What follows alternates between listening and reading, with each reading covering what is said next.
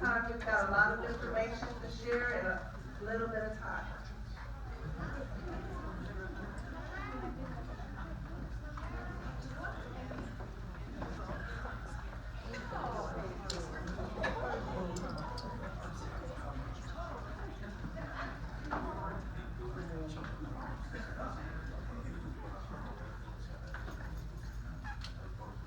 Okay, thank you so much for coming. My name is Tamara Thomas. I'm the president of the Black Chamber here in the High Desert, and I want to welcome you guys to our candidate forum. We thought this was really important to give the community the opportunity to get some valuable information from the candidates who are vying to represent you. On your seats, there were blue index cards. Please, by all means, fill out if you have a question you'd like to ask the candidate. Put it on the index card and we'll be collecting them, and we'll be able to select some of your questions. So without further ado, I'm going to bring up the regional director of the Black Chamber, Mr. Rich Wallace.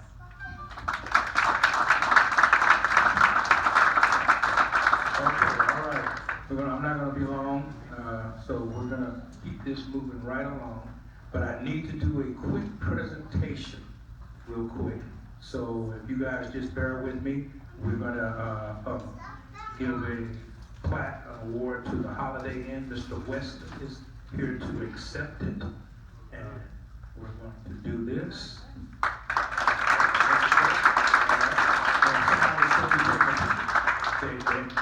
They did. So if they didn't, I'll catch you later. All right, thank you, Weston. Appreciate it. He needs to go home, so he's here all day long. He said, hey, y'all gonna do this, do it real quick. So, all right. And once again, my name is Rich Wallace, and I'm the president of the Southern California Black Chamber of Commerce from the desert to the sea. I'd like to invite you guys to become a member of our organization. Go to our website at blackchamberofcommerce.org. We're going to be having quite a few things up here in Victorville. We've been in Victorville for probably about 2 years now, something like that.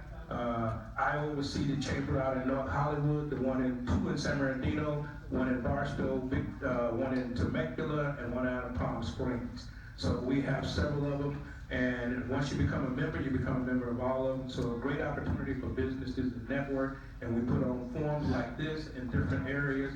So we want to be conscious of what goes on here in the Victorville area and what we can do to make it better, and we got better right up here. So once better is got their spots in and they're in the place, then we can get started.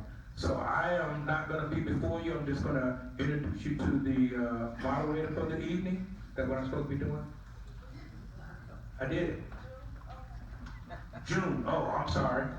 Oh, okay. Commercial.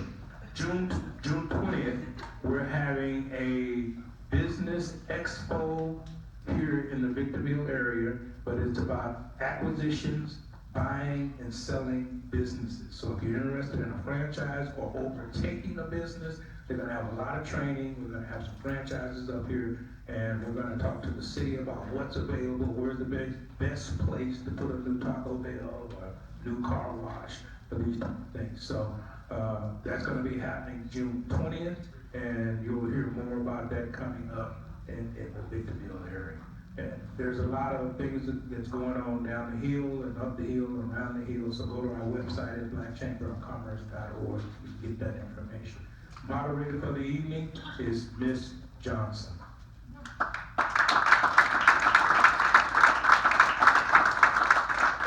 Okay, thank you. My name is Dr. Helena Johnson. I'm the National Vice President for the National Council of Negro Women. And I'm here this evening to act as your moderator. We will have a couple of things going on. We will have all of our candidates speak for a couple of moments, and they will tell you about what their platform is going to be. And then once that's done, we'll be collecting your questions as they go along. And then we're going to select questions from them and read them to you so that they can stand up and respond. We would appreciate it if there was no yelling from the audience. We would like to keep this as crisp as we can so we can be finished by 8:30. We would also like not to have anyone doing things that they shouldn't be doing. Just what you just did. Okay, so we're going to get started, and we're going to start with Dana Lamont, and he's going to introduce himself, and we're just going to go straight all the way around. Our first group is the Senate. Our second group is the Congressional group. The third group is the Assembly, and the last group is the Board of Supervisors. Okay?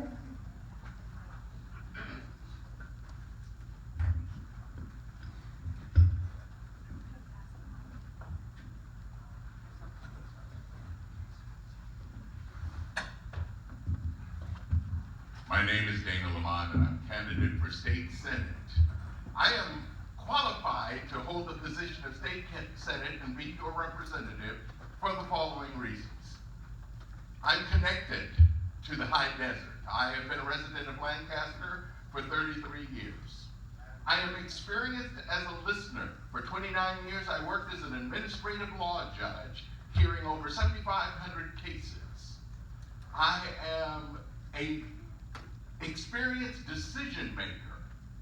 I've learned to listen to the facts on both sides of an issue before making the decision. I am a communicator. I've written 4 books. I wrote over 7,500 decisions for the state of California. And I won Toastmasters World Championship of Public Speaking in 1992. I am experienced in getting things done that have never been done before. I'm the first blind person to graduate from Yale University. I'm the first blind person. I'm the first blind person to graduate from USC Law School. I'm the only blind person who served as an administrative law judge for the California Department of Social Services. I am endorsed by the people to work for the people.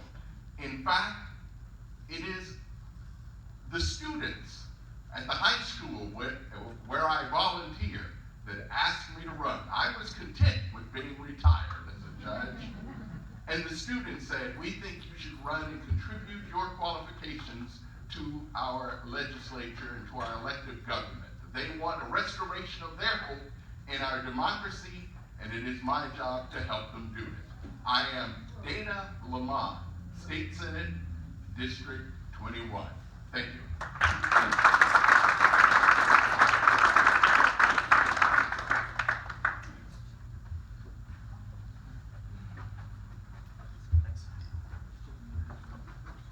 Well, it's never fun to follow a Toastmasters champion. But I'll do my best. So my name is Kip Muller. I'm running for State Senate as well. I'm endorsed by the California Democratic Party and have built a coalition that could win this election. I grew up, my dad's a house painter, so I grew up painting houses and on a small business budget. My mom is a community college counselor for students with disabilities for 38 years. Can you guys all hear me? Does that sound? Okay, all right, cool. And so I grew up with a small business budget in my family and grew up with financial struggle and know what that feels like, and decided I wanted to dedicate my life to helping working families. I went to Berkeley and then Columbia Law School. I worked for President Obama's Department of Justice before coming back to California and dedicating myself to, I'm now a labor attorney and a pro bono asylum attorney as well. And I just want to mention one thing, which is that this district is known in Sacramento as the Forgotten District. That's what we're called. And if we're going to be here, this is a Chamber of Commerce meeting, and we're going to talk about building a local economy. We need to bring resources back to this district for the first time, and we have the opportunity to do it. The roads, I drove across this district to get here. Admittedly, I live in Santa Clarita, about almost 2 hours that way, and I drove across and I saw enormous potential, and I saw roads that were dilapidating. I saw a district where I drove 2 hours and never saw a 4-year university in the entire thing. We need to build the fundamentals here, fix the roads, bring full-service hospitals here, fully fund our schools, and then we can build an economy that works for us and a strong local economy in this district. So I'm Kip Muller, running for Senate. Thank you.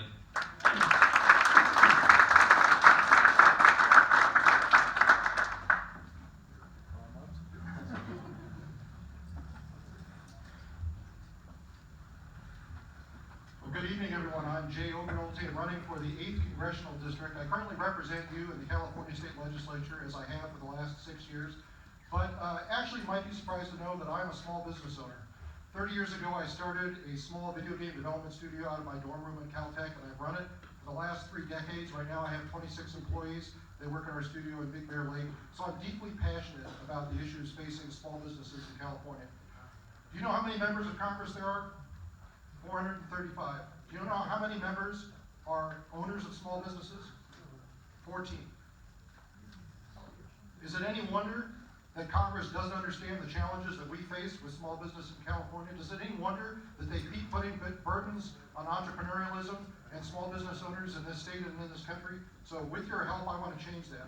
I have the endorsement of the California Republican Party. Just last week, I got the endorsement of President Donald Trump. Congressman Cook, the incumbent, who's retiring, has endorsed me. I have the endorsement of all 13 mayors of all 13 cities within the congressional district. And with your help and your support, I'd be honored to represent you in Congress.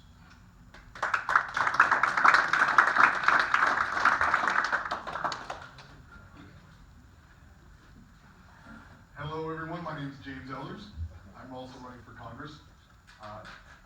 I was born and raised in the high desert. So I was literally born a couple miles away on Hospital Hill in Victorville. I grew up in a family of 6 kids in Hesperia. My dad, which is in the back, ran a family-owned trucking company. You can hear my kids like that. So I'm born and raised in the high desert. One reason I wanted to run for Congress is because I know the problems that we're facing, and I want to help solve them.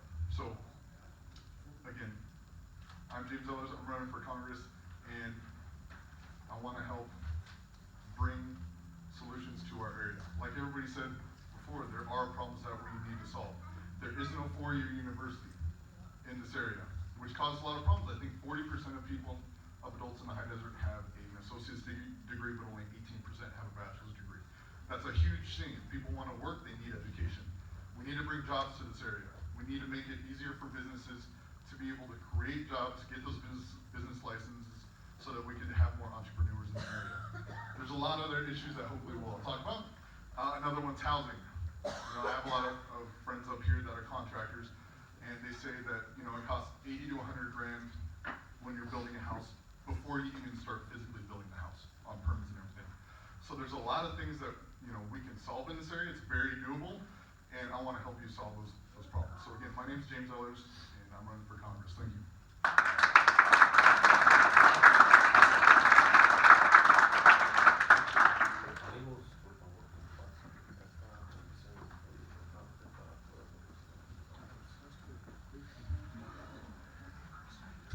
Good evening, everyone. Hi, my name is Jeff Estes, and I too am running for California's District 8. I'm an educator. I'm actually a career technical educator. But what does that mean? Well, I give young people the tools they need to go find jobs. First, I'd like to thank the Black Chamber of Commerce for hosting this event. To be honest, on the campaign trail, I don't get a lot of chances to talk to a lot of people at once. I mostly just talk one-on-one to a lot of ordinary people. And there's one question I get asked more than any other, and that's, what's your party preference? And I'm happy to tell people I'm independent, meaning I'm willing to represent everyone and not just a narrow third of the population.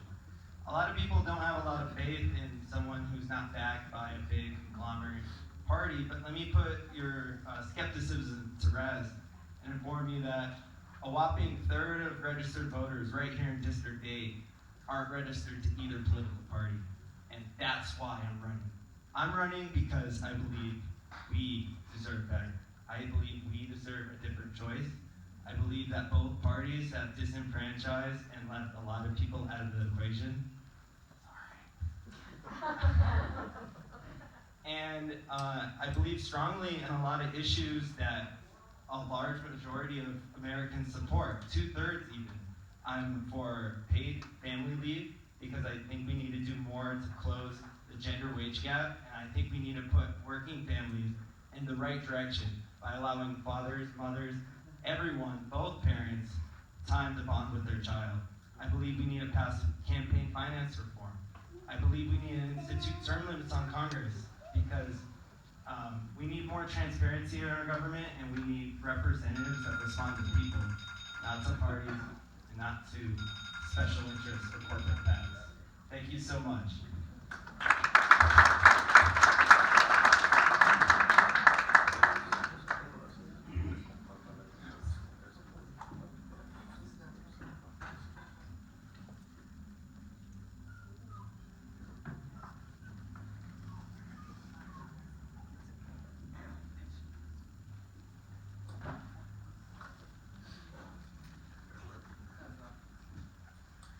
We just want to send out a reminder to everyone that this group that's holding this event is nonpartisan. We are not here to debate our parties, so please just talk about your the things that you're running, the platforms that you're running for. Thank you. Is it okay to say endorsements? Is that all right? Okay, just making sure. I really want to thank the Black Chamber of Commerce for putting this event together. I really want to thank all of the candidates for turning out and thank all of you for being here. This is what democracy looks like. When we stand together with nonpartisan groups and talk about issues and don't talk about what divides us, then that's how we will bring our democracy back to the one we all love and desire. My name's Chris Bubster, and I am running to be your representative for California's 8th Congressional District. I'm so delighted to be here. How did I get here? Why am I running for Congress? Well, I'm a working mom. I spent several decades in healthcare. I worked in the biotech industry, and I saw firsthand, working on therapies for cancer and HIV, starting 25 years ago, that we could solve healthcare problems by bringing science and technology together. But our therapies were too expensive, and I saw one of my own closest friends struggle to get the therapy that I worked on paid for, and I couldn't help her. So we spent an afternoon not taking her son to the park like we had planned, but fighting with her insurance company. Then my own daughter developed epilepsy, and I had to fight with the insurance company to get basic tests that she needed to figure out what her plan of therapy should be. And I did that for my job. And the amount of time I had to spend was just not right. So I am here because I'm running as your state party endorsed California Democrat, and I'm running to make sure that everyone has access to quality, affordable health care, that we protect our rural health care, that we bring 21st century jobs, harnessing the wind and sun that we have in the high desert to this area so that people can earn a living wage and retire with dignity, educate their children, and that we can first and last of all, protect our important, beautiful desert and mountain lands and our federal lands for future generations. Thank you so much again, Chris Bubster, California 8.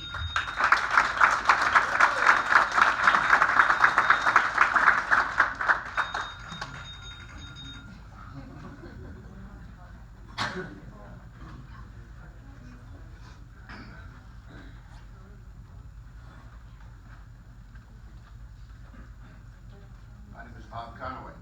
I've run for Congress before. Some people would use that against me. I'll tell you one thing that's happened in the 20 years since I ran the first time. This button that I have here is symbolic of why there has been a systematic failure to address issues. First of all, the environment. We've seen a defunding of the EPA. We've seen Cal EPA basically have hiring freezes to where they can't even hire people to bring them in to monitor the projects that they have an obligation to monitor. In the areas of civil rights, we have a civil rights division at the federal level that has not received the budget that it's supposed to have to hire lawyers to do the investigation with the FBI on civil rights violations that are here. I've seen murder cases that involve some law enforcement agencies within this area that have not been pursued, not because the U.S. Attorney General didn't think that there was a merit to it, but because they didn't have the resources. Civil rights, environment, elder rights.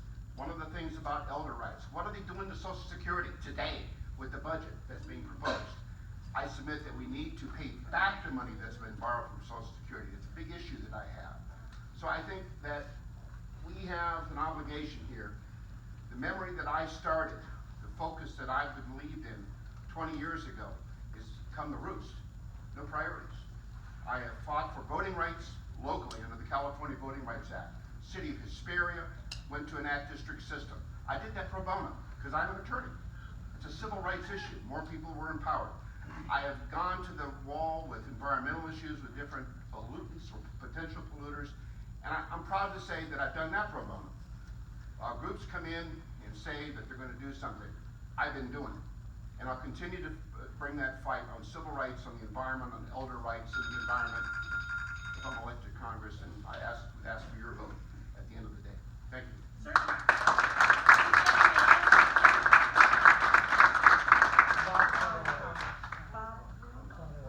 Hi, I'm Tim Donnelly, and I am the third oldest of 14 kids. My dad said that there were so many kids at the table that I had to filibuster at the dinner table just to eat. As you can see, I haven't missed too many meals, but I'm running for Congress to stand up for every one of you. Now, we may not agree on every issue in this room. We may not agree on a lot of issues, but I see a lot of veterans. How many here have served? Thank you for your service. We are not taking care of our veterans. We have 22 a day that are committing suicide. We have traumatic brain injury that has become an epidemic. And the way that the VA operates, they essentially are put in place to deny the claims as a first response. And that is not right. We need to keep our promises to those who have served and put their lives on the line for our country, for our freedom. And we've got an issue with immigration. I want to see our immigration laws enforced. I want to see our border secured so that Americans are put first. We are here at a Black Chamber event. The Black community has been more affected disproportionately by illegal immigration than any other community. I will stand up on that and fight. The other issue that I'm going to fight on is life. We are watching we're watching an encroachment on human dignity to the point where lives are taken after a child is born and breathing air, which is infanticide. We need to stand up for that. And I will be a fighter like you have never seen. Thank you. God bless you. Godspeed. Good evening. Thurston Smitty Smith. The only time I get called Thurston is when the wife wants to make sure I'm listening. Been in the high desert since 1988. We moved to Hesperia from Long Beach. Started my own business, Smitty's Concrete Pumping, raised my family up here. Got involved in Little League. 2004, I ran for the Hesperia Recreation and Park District. I served there for 2 years. 2006, I ran for City Council. I served for 8 years on the City Council, 3 of those years as the mayor. And on that time on the City Council, I became the president of the League of Cities, which is 19 cities in 3 counties. Working together, being unified, bringing transportation issues to the high desert. We got the Ranchero Undercross done.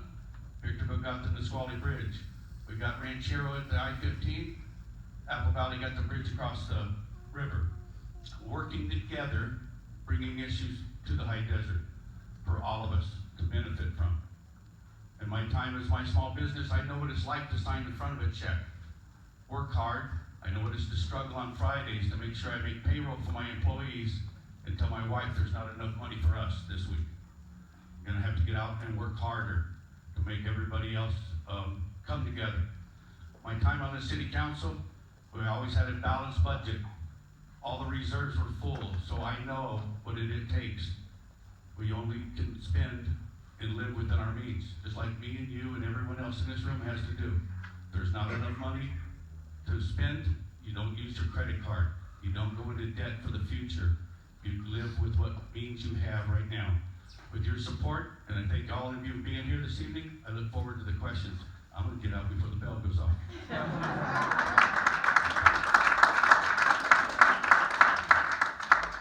Hi everyone, my name is Alex Walton, and I'm just going to address the elephant in the room right away, because when people see me, the #1 question I get asked is, how old are you? So I'm just gonna address that straight away. I'm a 22-year-old candidate. And so if you're looking at me right now and saying, I'm kind of weirded out by a 22-year-old candidate, I want you to know it's a lot weirder for me than it is for any of you. I'll bet on that. But the main thing that I want you to know about me is that I'm a teacher. And I'm not just any kind of teacher, I'm a 7th and 8th grade ELA and social studies teacher. And I always say this every time, if I can handle 7th and 8th graders, I can handle any career politician up in Sacramento, and I'll take that to the bank as well. When I decided to run, a lot of people asked me, why now? You're so young, why the rush? Why not run for a smaller office? Why not run for school board? And my question to them was always, wait for what? Our education system is failing. Our students are not getting what they need. We have crumbling infrastructure. Laws aren't being maintained. Crime is going up. Things are not what they should be in a great state like California, and we are clearly not doing enough. And in times when things are falling apart and things are failing, the status quo isn't enough. We don't need someone who's going to maintain the status quo. We need someone with vision. We need someone who's willing to work across the aisle. We need someone who is willing to fight for the working people. Now I'll tell you what, I'm not someone who was clearly meant to run for office. My parents were 15 and 16 when I was born. And a lot of people told them, you can't do it, you can't raise a kid.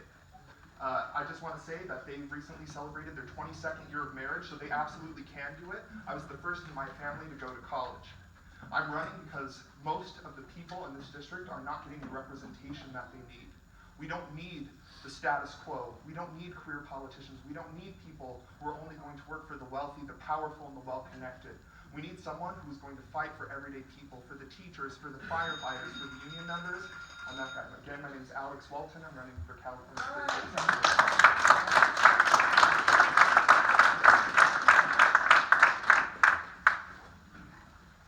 We all have good since the age thing popped up.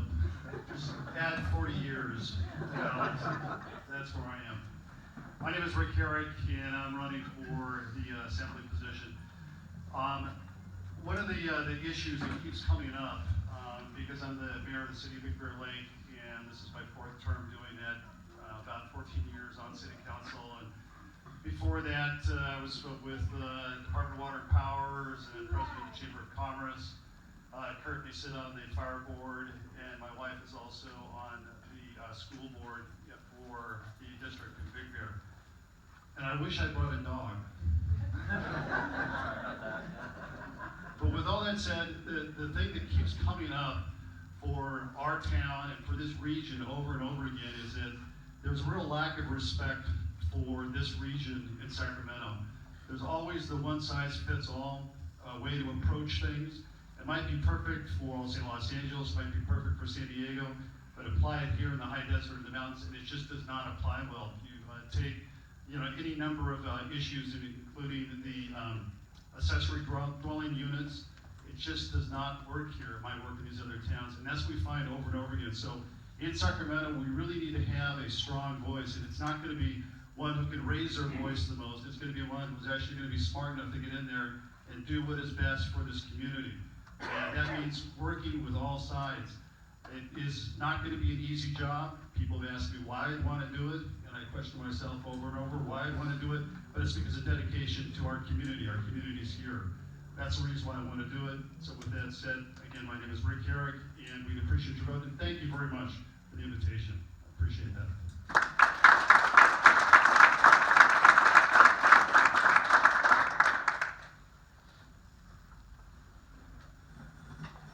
Good evening, everybody. My name is Roger LaPlante. If I could, I'd like to use 30 seconds or a minute of my time to have everybody stand, and I don't see a flag in the room, but I'll use my pocket constitution with a flag on it. If we could recite the Pledge of Allegiance, please. Hands over your heart. I pledge allegiance to the flag of the United States of America and to the republic for which it stands, one nation, under God, indivisible, with liberty and justice for all. Thank you. Thank you. Again, my name is Roger LaPlante. I'm running for the 33rd Assembly District here in the wonderful state of California. And I want to thank the Black Chamber for having us tonight. It's awesome to see so many people and see candidates from both sides of the aisle. That really inspires me. And I want to thank everybody for coming. My main priority here for this area is homelessness. I'm on the City of Victorville's Homelessness Task Force. And I've been going on the point man count for the last couple of years, and it's really sad to see what's going on our streets. And to me, it's an emergency, and we need to pull together as a community and try to finally find some solutions to this homelessness problem. And part of that being is we need to, all of us, work on trying to get lower cost housing. That's one of the major problems that's driving people to the streets, and it's driving people out of the state of California. And my hope and my wish is we tackle that first, and we have so many other issues that are pending and need to be taken care of in our district here. So please vote for me. My name is Roger LaPlante for the 33rd Assembly District. And I'm also running for Central Committee, so you can vote for me twice. Thank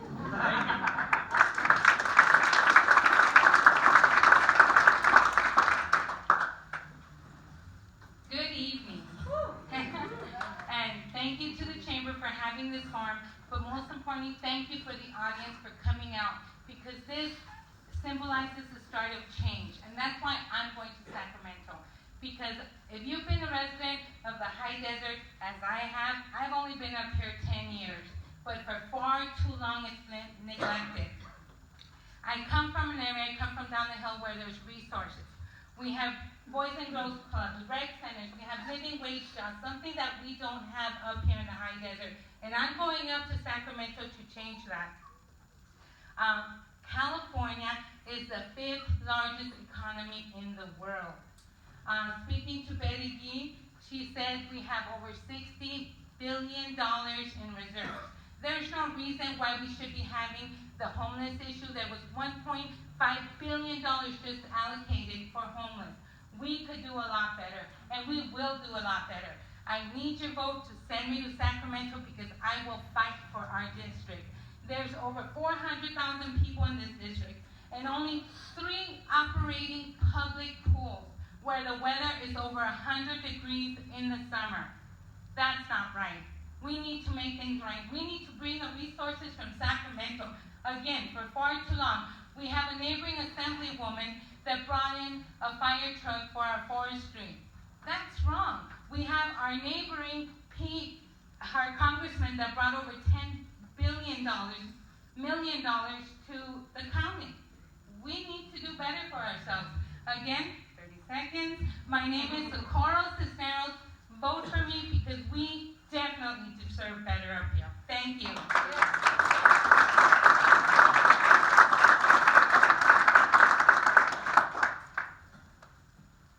Good evening. My name is Anthony Rhodes. I've lived here in the high desert for 22 years now. I graduated from Hesperia High School.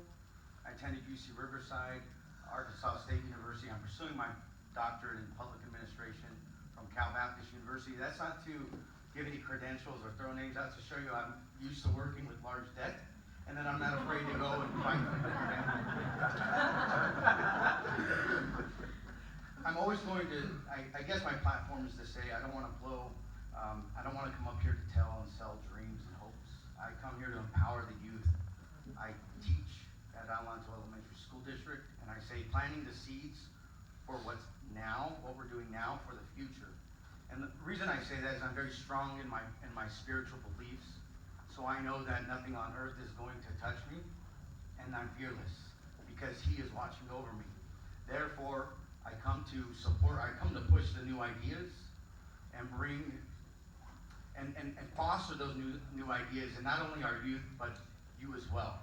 I want to say thank you to the Black Chamber of Commerce for hosting this event, and for the for you as participants, and of course all the candidates.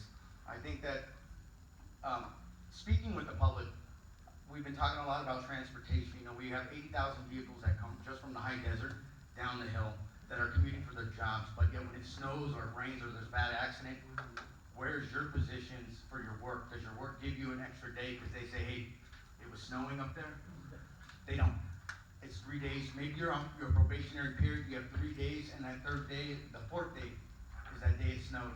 So I'm here to fight for resources to bring new ideas in terms of public transportation, in terms of new routes. We have old Route 66 that connects off of Cleghorn, I know it's been getting more congested because it's becoming more prevalent, more known. We should be able to continue that. We should be able to continue that. Thank you. My name is Anthony Rose. I'm first on the ballot, and I'm first for the people. Thank you.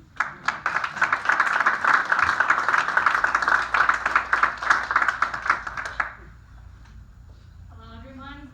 Muy buenas tardes. Mi nombre es Blanca Gómez, la concejal de la ciudad de Victorville. My name is Blanca Gómez, and I'm the current city council member for the city of Victorville. A little bit about myself. I was raised in foster homes. So by the age of 3, I ended up in foster homes. At the age of 9, I was living here in the city of Victorville.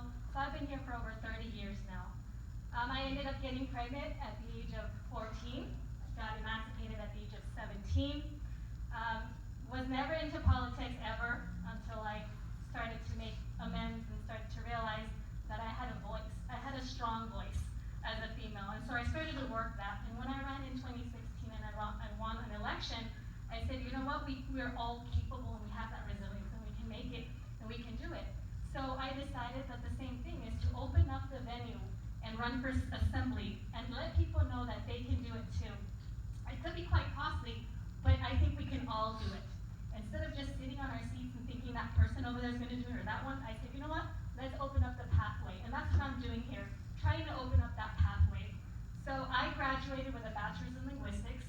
I'm still working on my master's in linguistics at CSUSB, but I also attained my master's in public administration.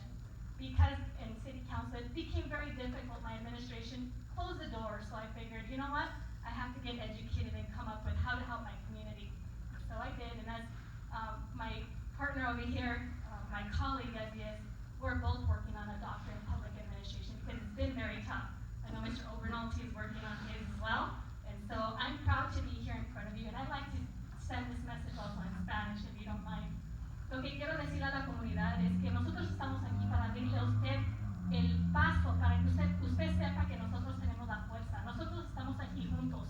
Un poquito acerca de mí, crecí con el gobierno fui una persona de crianza. Estoy aquí y mi nombre es Blanca Gómez, por favor, vote por mí. Hasta pronto.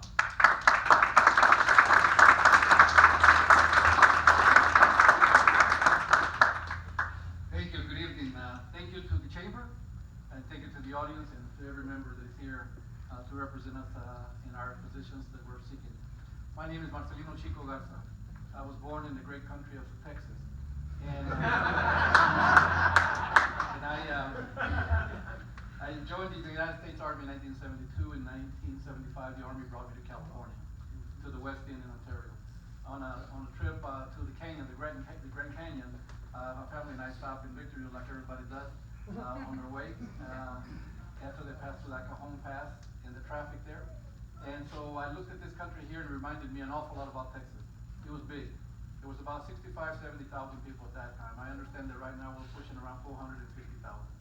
So I saw back then, and I told my family at that time, we're going to move up to the high desert. We adopted the high desert because we saw the great potential here. Okay, we were very poor. I was in the Army, and at that time in Ontario, I was paying $680 for rent. I was making $730 a month as a soldier. And I was having to work 1 or 2 jobs extra just to be able to make sure we made it. Came to the high desert, and we have been very successful in being able to build our wealth here. Okay, I retired here in 1994. By the time I retired, I had built a corporation in communications, and I built a radio station here, FM station 106.5.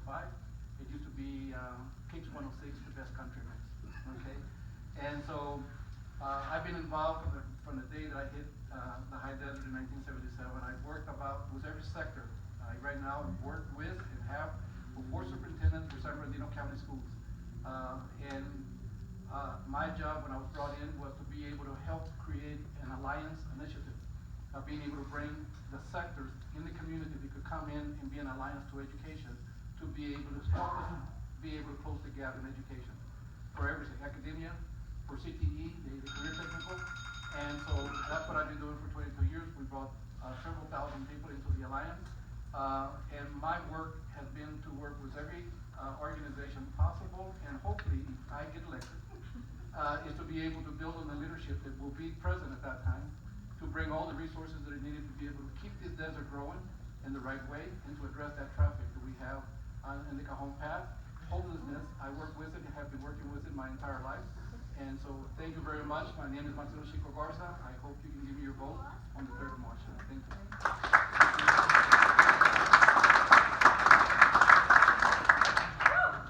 Hello, my name is Ivana Evans and I am running for County Board Supervisor's 1st District. A little bit about me. I've been in the high desert, Adelanto specifically. It'll be 26 years next month. Super excited. Watch that city grow. I know folks that have been up here a while remember when that corner where Stater Brothers is was just a dirt lot with a lady selling pottery, right? So I got to see my city grow. And once I got old enough to, and my life was situated, I got to take a look into politics and activism. I was ignited. And I saw, as we were protesting, I noticed people on the other side of those doors weren't really listening to us. You know, we'd be banging on the door, or protesting, or boycotting, or whatever we were doing, and nothing was changing. And I said, we need to sit in those seats if we want to really make a change. We have to be willing to fight and get in those seats so that we can make the decisions ourselves. And so I ran back in 2018 for the city of Adelanto City Council, won that seat, and became the first African-American female to sit in the council. The excitement was short-lived because then they put me on commissions and I got to go see what was going on, and it was deep. I said, oh, problems are bigger than just Adelanto. I didn't know. And so one of the first commissions and committees that I got involved in, I started going to, was the ICH, the Interagency Council of Homelessness. And I got to see how hundreds of millions of dollars were passing through people's hands. But I wasn't seeing anything change with the homeless population. I saw point-in-time counts that were saying Victorville had the 2nd highest homeless population in the county, and nothing was changing. So I knew that I needed to step up. Started going to more meetings and seeing more things and asking, why is this happening? Well, it's 3 things: the lack of jobs and the lack of prevailing wages in those jobs, right? We have jobs, and they keep coming, but they're not exactly prevailing wage jobs. So I want to fight for that. I also want to make sure that we're getting our accurate property tax allocation. Cities like mine are only getting 1%. Cities like Victorville, Apple Valley, Hesperia, 17%, but down the hill they're getting 27, 28%. So I'm going to fight to make sure that we're getting our fair share here in the high desert. Thank you guys so much. Ivana Evans, 1st District.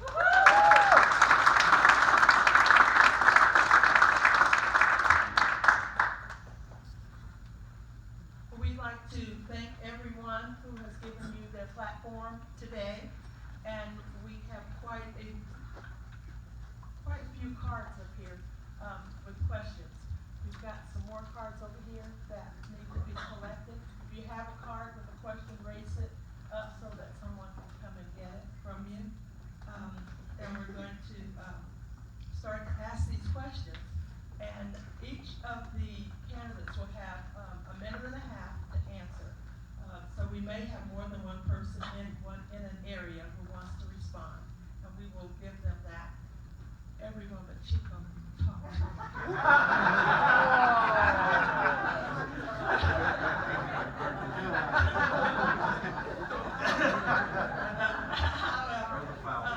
Do we have all of the cards? Do we have all the cards? Yes. Okay, we're going to get started.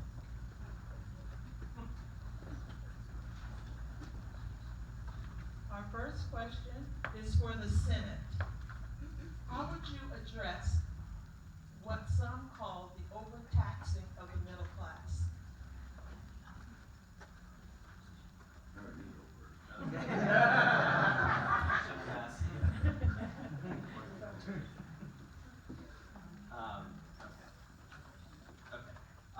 So that's a great question, and it's one that I think about quite a bit. I do think that we need to make adjustments to our tax system. And I have some ideas for things that we can do. Specific to businesses, I actually think reducing the minimum franchise tax is a good idea. I started a small business. It was a online education company, and I sold it. One of the things I struggled with was the franchise tax early on. It's really expensive on top of the other regulatory compliance that takes place. Across the board, I would actually like to see us explore a cut to the income taxes for middle-class folks. I think it's about time that we explore that. And I think particularly if the split roll passes and we obtain more money from commercial property taxes, that we can accompany that with a break for the middle class. And I'd like to see us explore that idea as well. So Again, I grew up working class. I know what it feels like. I know that when your pocketbook is thin, it's really frustrating and challenging for your family. It brings all kinds of stress to your life, and I want to see us bring some relief to middle class families. So, thank you. Thank you.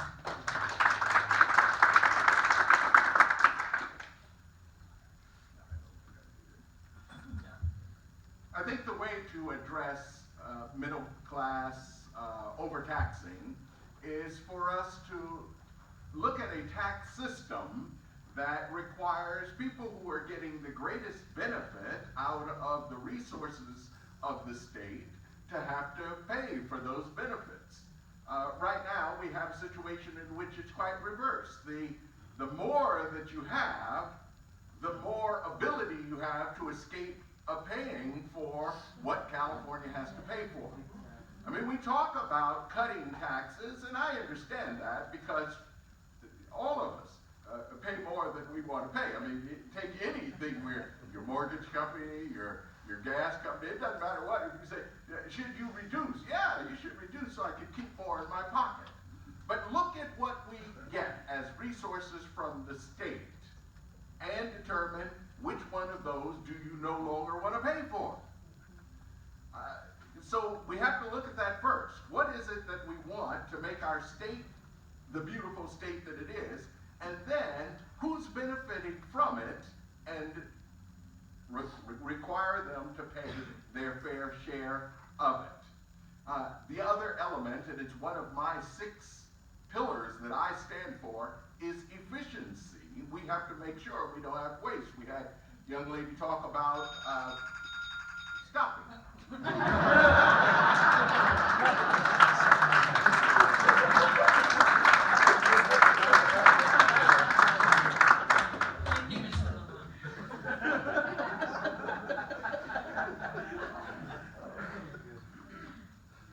all it's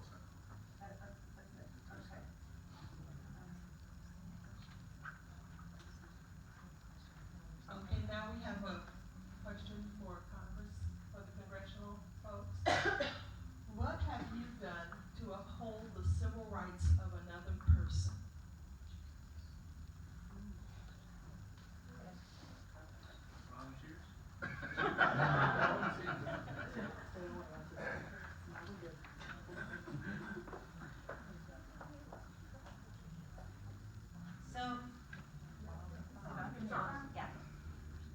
So after we learned that this administration was going to repeal the Affordable Care Act, I worked with people from the disability community to make sure that we went to Washington and made sure that, a lot of times, a lot of the services that we have are disproportionately people of color who need to make sure that their rights are protected to get access to things like quality, affordable health care. So we had people from the disability community come and tell their personal stories to members of Congress, both representatives and senators. And in that, those stories helped to save the Affordable Care Act. And those are the kinds of things that we need to make sure we're standing together and guaranteeing that people have access to the things that they've been promised and they deserve. So.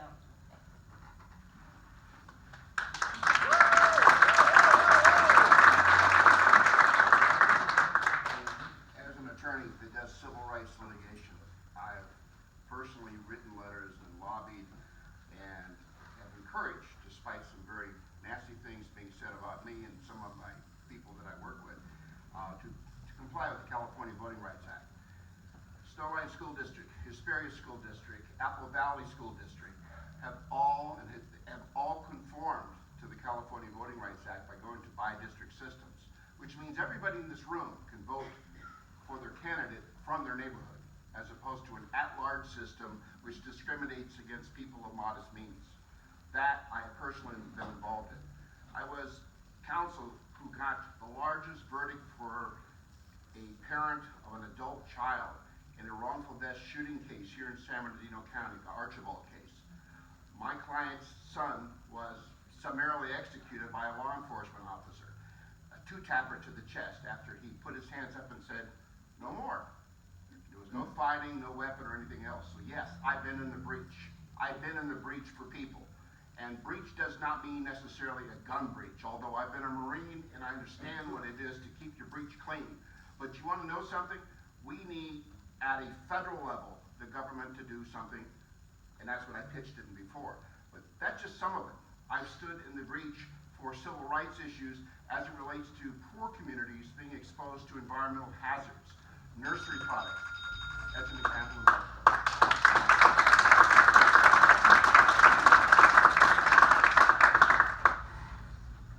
So as your elected assemblyman, I fought against a bill, it was a federal law, essentially the National Defense Authorization Act. There's a part of that that allows the government to suspend your civil rights if they don't like your politics.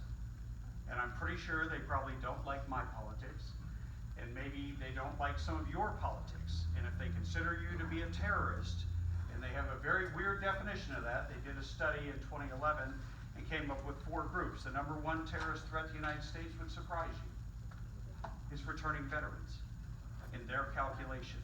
Number 2 are people who oppose abortion. Number 3 are people who are members of Patriot or Tea Party groups. And number 4 are people who oppose abortion. And another group, of which I am a very strong member, are people who love liberty too much. So I got Jerry Brown, when I was running against him for governor, I got him to sign a bill that would say that California would not comply monetarily or in any other way with the abridgment of your due process and civil rights to not be put in jail without the ability to fight back and actually defend yourself. One last thing that I did, not in office. Oh, did I run out of time? I'll tell you what it was.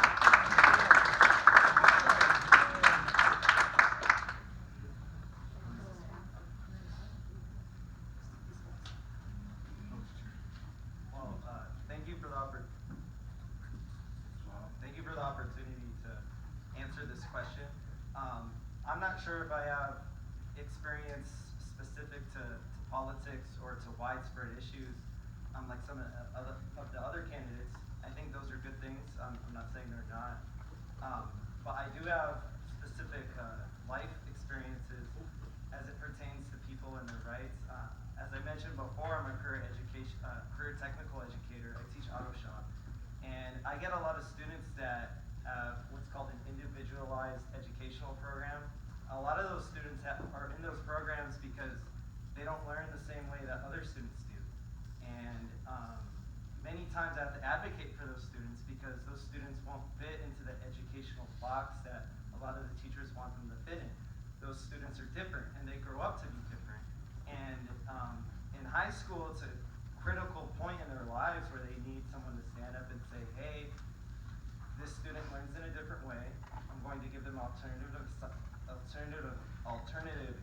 assignments, and that's how I'm going to lead them from getting an F in my class to getting an A.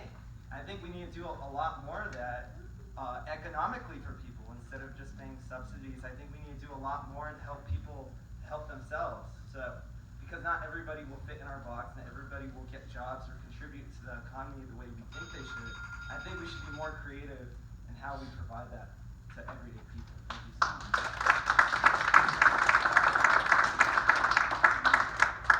So to reiterate the question, it's an example that we stood up for someone else's civil rights, correct? Okay. So again, I'm born and raised in the high desert, so I have friends, every race, every color. So we spend a little time in Texas. Now, it's a little different than the high desert where there's a lot of areas where a little more, unfortunately, racist than others. So in my job, my teammates and I had to go to different parts of that area and service different stores. So on a daily basis, if we had a member of the team, we had a few ladies on the team that were black, and they didn't feel comfortable going to these areas. So I would go daily to these areas and make sure that they didn't run into any issues. Because racism, especially, I mean, it doesn't matter where you are. It's not acceptable at all.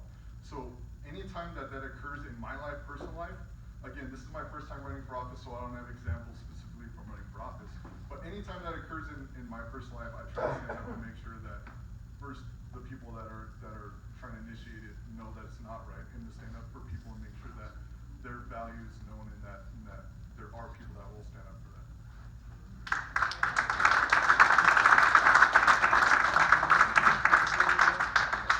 So I have two answers to the question about civil rights, and the first of them is what I've done as an elected official. And one of the things I'm most proud of my service in the legislature was my role in the passage of the Electronic Communications Privacy Act. That was an issue that came before the legislature a couple of years ago to try to decide if law enforcement has the right to search your cell phone if they detain you. And we said, no, they do not, unless they have a probable cause to search it and they go to court and get a judge to issue a search warrant. Otherwise, they're not entitled to invade your privacy. So I was asked to be the floor manager for that bill, which means it was my job to shepherd it through passage on the Assembly, and it was what we call a heavy lift, which means it took me 3 times bringing that bill up before we got enough votes. I had to twist arms, by the way, on both sides of the aisle to get enough votes to pass that. I'm very proud of that. But my second answer to that question is a much more personal one. And civil rights I define very broadly. One of the things that I think we fail at enforcing civil rights for is our veterans. They come home from wherever it is that we deployed them, they were serving us, and they come home with serious problems, and we fail in our obligation to take care of those problems. So I volunteer with an organization called the Veterans Airlift Command. I'm a pilot. We provide medical transport to wounded and disabled veterans because these are people who have a lot of trouble traveling on commercial aircraft. I have transported veterans that have neither arms nor legs and would have had to been carried into an airliner, and I don't want to see that happen to anyone, particularly someone that has given the ultimate sacrifice for our country, and so I'm very proud of that service.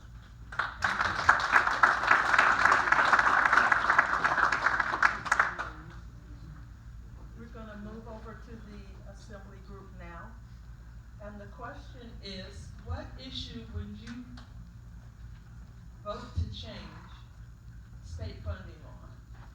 So, when you're looking at state funding, what would you like to change, and why? I can see they're all jumping up. Here you go. Oh, give her a microphone. I get a different point of view of this. We cannot keep just throwing money at it if there's a problem. We got to find a solution to the problem. Money is not going to fix it. So we need to get down into the grassroots and find out the issue of the problem. Homelessness. 30% of the people either have a drug or alcohol problem. The other 30% might have a mental illness. The other 30% might have lost their job one week and they're homeless. That's how tight it is with people right now. But we got to get to the issue. In Hesperia, my time in the city council, we went out and talked to every homeless person in Hesperia, found out what got them there, tell them there's resources that are available, and get them to the resource. Don't tell them about the resource, get them to that resource. It does them no good to tell them, yeah, you call 211, go down to San Bernardino, or go to here, do that. You take them to that resource, there's resources for them. I don't think that we need to keep throwing money at every issue, and we need to find out housing that is the problem in this county, in this state, in this country, and lower the fees so people can afford a house.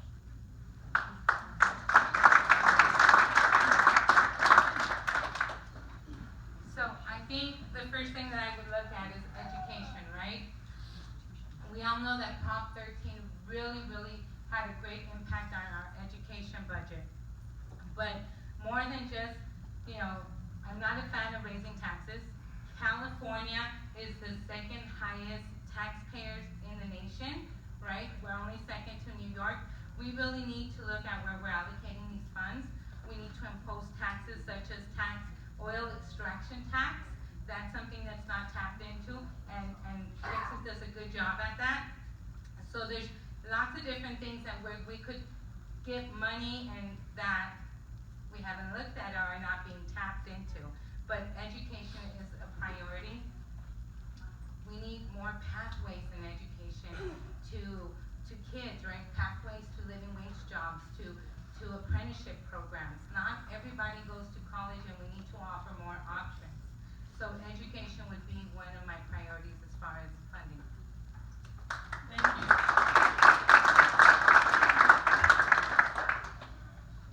I want to cut taxes for the working families out there. It's really hard to live in California these days.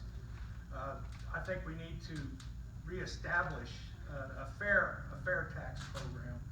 Like I said before, it's chasing people out of the state, and we need to save the state of California and help the working man. Corporations, that's another story.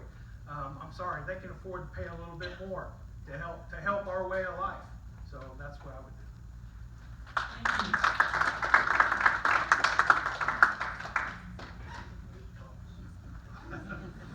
I'm on the toss. Well, actually, with everyone, what they're speaking, I agree with all of it. We are taxed way too high in this state. There is no doubt about it. And unfortunately, all of us here in this room, we are taxed equally, but we don't get the same benefits from it. And what would I cut? I think that was the question. Well, it's popular in some areas and not popular in other areas, and that has to do with the high-speed rail. I don't think that we will benefit from that whatsoever. I think we need to take that money and put it towards education or other programs and not spend the money there. Again, it does not benefit our area whatsoever. Some of the taxes that I think are totally regressive, the gas tax. Now, I don't know who might have voted for that or against it, but the fact of the matter is, all of us in this room pay for that, and it's very regressive. And what happens is, if there are a few people who are just barely hanging on, unable to make their rent payment, maybe it's that little bit of extra that they're paying there and other taxes as well that's going to bump them off, and they become homeless, and we have a whole other set of problems. So we need to, again, get the respect that we need in Sacramento, and we need to cut taxes and have the allocation properly allocated for our district here. There is no doubt about it, because I think it's unfair at this point with what is happening.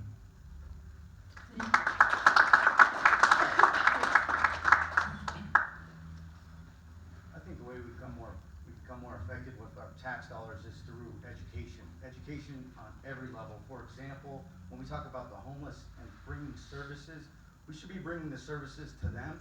There are many obstacles that they face, such as transportation, just knowing about these resources. They're not available. They're not as educated. Especially the veterans, say, for example. While I was on the streets or I campaign, I'm speaking to different individuals, asking them what are the challenges they face. And the bus schedule can be something we don't think of because we don't ride public transportation as often, but they do. And so when you put people in a box and you say, hey, you must be here at this time between these hours, it becomes difficult. Second, the veterans and bringing money into the county. You know, San Bernardino County, luckily, has brought in over $55 million for the veterans that live within the county. And that's a great department for Veterans Affairs. If we continue to educate these people, these homeless individuals that may be veterans, now we're bringing in more dollars. And where are they going to spend these dollars? They're going to spend them here in the county, here in our cities, here in our eateries, things of that example.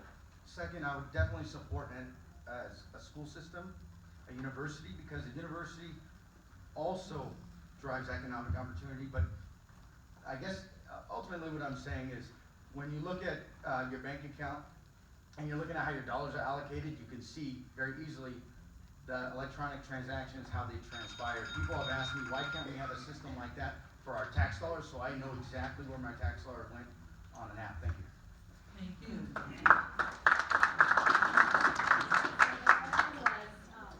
What would I consider cutting as a state fund, right? Whether it's a program, whether it's yeah. So to change also means to cut or to minimize or to, oust, right? Because to cut something, it could be a 1%, it could be a 0.1%. And I'm being very technical here because when we come to talk about something that I would consider doing, it's very important to understand the structure of the assembly. So 80 seats, right? If I would just be one, you gotta consider 79 other people have to be in agreement, meaning the majority of what is going to take place. So to ask that question really diminishes what the structure of the assembly is. So the lower house, which is the assembly, and if it takes consideration to taking the Senate side, which is the upper house.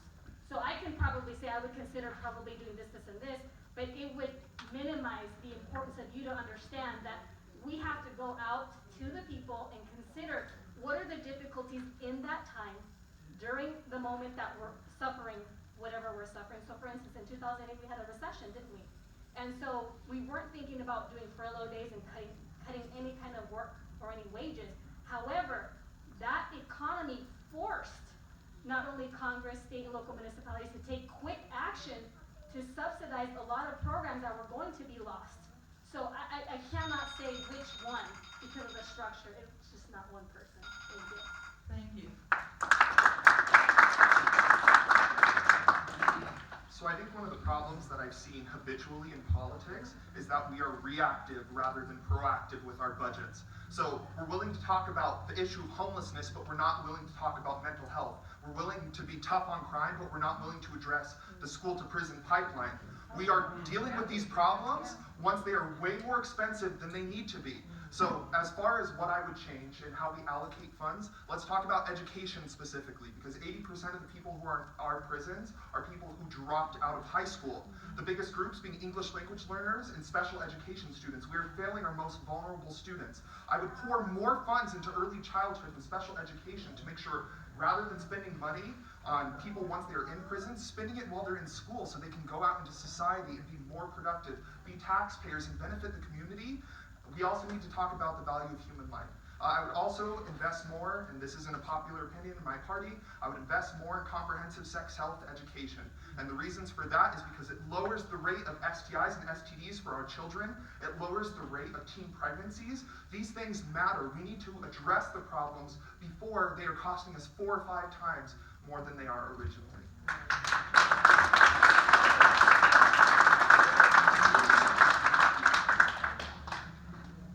And now our question for the Board of Supervisors. The question is, with the growing population of gay youth in our district's public schools, how do you plan to provide them with a safer, more inclusive environment? Just take the question again. With the growing population of gay youth in our district's public schools, how do you plan to provide them with a safer, more inclusive environment?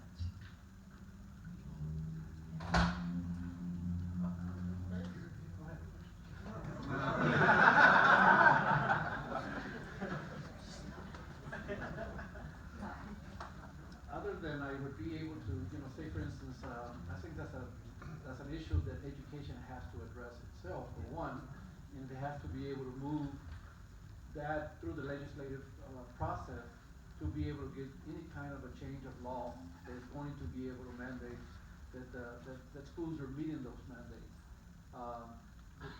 From the county office of supervisor, I don't see other than to maybe support the change, but to legally, as far as being able to push something, I just don't see it there, and I could be wrong. But from the county office of education, where I work at now, that is an initiative that is always being worked on. We have legislative representatives that are constantly working with our legislators around all of the issues that come up to become a concern for families, regardless of what it is, whether it be for gay, if it's how we're going to accommodate the restroom issues, around all those issues. All of that is being discussed and all of that is being worked at through the County Department of Education and local school districts and their representatives. Thank you. I agree. It's a school board issue, but I think that we need to take a step and speak up as well. That's a social justice issue just like anything else, any other social justice issue. So we need to take the steps to make sure that our students understand that they need to accept everyone, no matter what they choose to do, how they choose to live. We need to be accepting of all students, and not criminalize and or penalize these students for being the way that they are. I think that, again, I would definitely stand in support of a school district putting in systems to ensure that we are keeping them safe and that we are making sure that we're inclusive and not singling them out or making them feel isolated.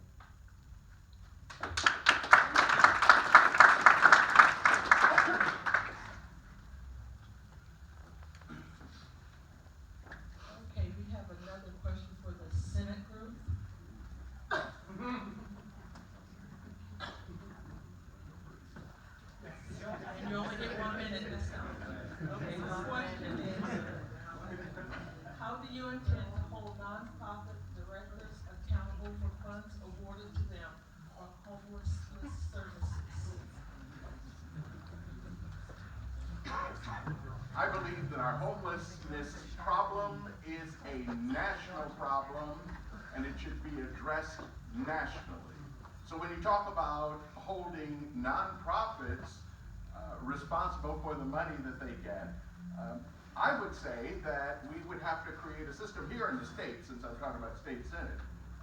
We have to create a separate department. This problem is serious enough that there has to be a separate department or division within a department to address the issue, and through that department you can increase the accountability on how money is spent.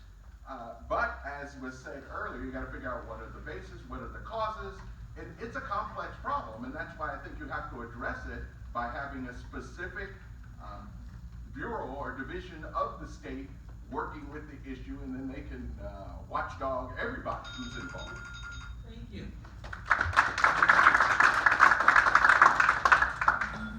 Well, actually, when I was at the Department of Justice, I prosecuted fraudsters who mishandled appropriations and did that work myself, and I think the state attorney general would have to be empowered to handle that and make sure that the funds that are allocated are properly invested where they're supposed to be. But more broadly, since we're talking about homelessness so much, I want to propose this, and I'm not making everybody take any pledge, but we should all be able to agree in this room that there should be a right to housing for all veterans in California.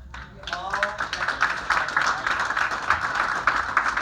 And we can do it. And we can 3D print homes for $7,500 to $10,000 a home, get case managers, like you said earlier, so that people are specifically tracking how people are doing, get treatment centers there. And the reason this appeals to everybody here, regardless of how liberal or conservative you may happen to be, is that it saves money as well. Studies show, and I think Alex, you were talking about this, being preventive and proactive, studies show that it saves money to put people into homes. The average person on the street costs about 70 grand a year to the system. The person in a home costs about 26 grand. And we can do it. Let's do it. Let's house every homeless person.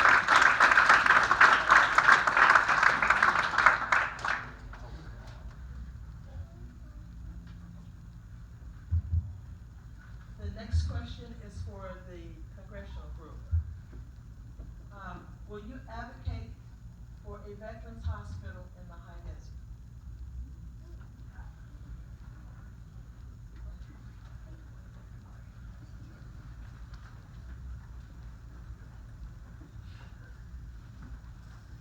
I would not advocate for building another building, but I would advocate for enabling and allowing and empowering not only veterans, but their families, because they're all under the VA system, to go outside the system.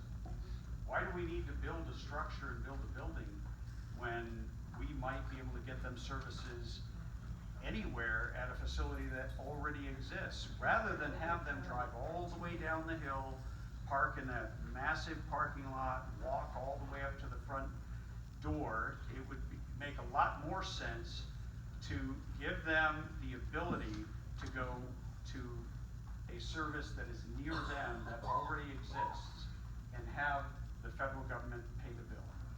Thank you.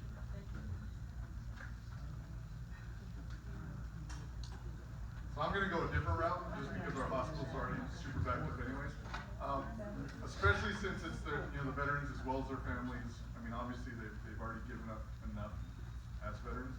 So yeah, if we could actually find the funding to do it, we should absolutely build a VA hospital if we're able to up here. We need additional hospitals anyways for our own people. So to have them go to those hospitals, I don't think would help. So yeah, I absolutely think we should build a VA hospital up here if we're able to. Thank you. I would certainly be a strong advocate for building a VA hospital up here, but let me tell you folks, we need to do far more than that. Our current VA system is failing the people that it is trying to serve. And we are just now as a society getting our arms around the fact that our veterans come home from overseas with the horrible things that they have witnessed with injuries that cannot be seen. So we need to focus more on mental health services for veterans. And we need to do more holistically to support those veterans. I told you about my work with the Veterans Airlift Command. I have a couple of pieces of legislation that I'm very proud of. For the last 2 years in a row, I've introduced legislation to waive the fee that we charge the California Department of Motor Vehicles for a veteran's designation on driver's licenses. I think it's disrespectful to ask someone to pay for something that they've already paid for with their blood, sweat, and tears.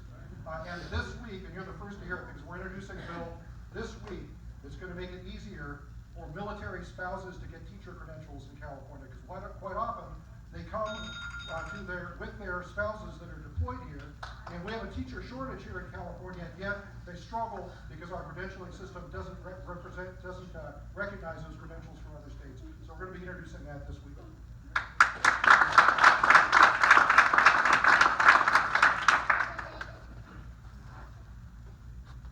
Well, firstly, I definitely advocate for building a VA hospital up here. I think it's very important. I think that veterans shouldn't have to commute, especially over an hour, for services that we've already guaranteed them. And if that is going to be a case, I think that asterisk needs to be put up before we ask people to serve. Hey, the benefits that we guarantee you, you're going to have to drive 2 hours to get them. I think that's unacceptable. Also, I would really like to echo what Jay mentioned about access to mental health services, not just for veterans, but for the community more broadly.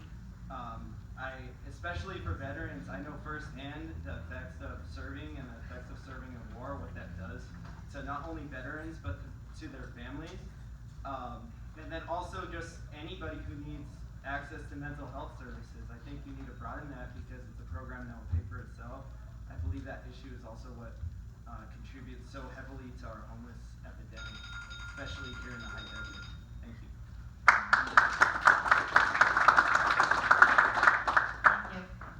We absolutely need to provide more access to health care for veterans all throughout our district, though.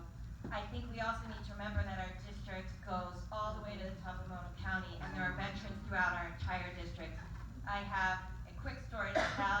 I met a veteran recently who was having chest pains. He got admitted to the local hospital, and because he couldn't make it down to the VA, and he got slapped with a $1,600 bill, and the VA hospital said, had you come down here, you wouldn't have had any bills. So yes, we absolutely need to find a way to provide that. But the other thing is, I volunteer with Disabled Sports Eastern Sierra, and we have wounded veterans come with their families to be in the great outdoors and ski, or in the summer, spend time with their families. And I completely agree that I have seen very many people who suffer from PTSD or traumatic brain injuries, those silent kinds of effects that they've had from conflicts, and they deserve access to mental health services as much as people with other needs do.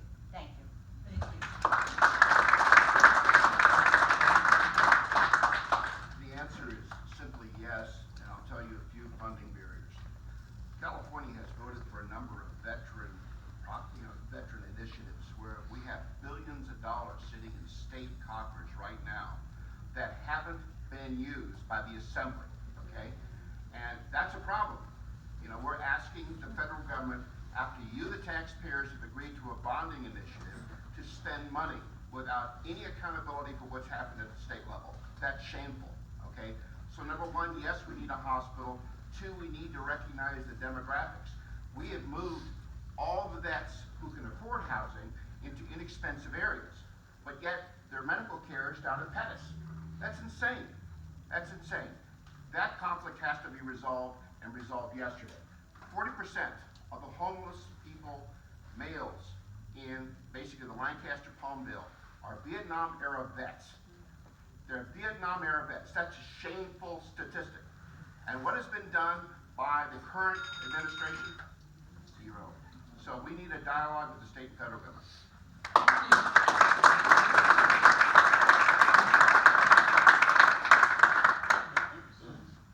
Okay, this question is for our assembly folk. What are a few issues that you would like to solve in regards to the youth?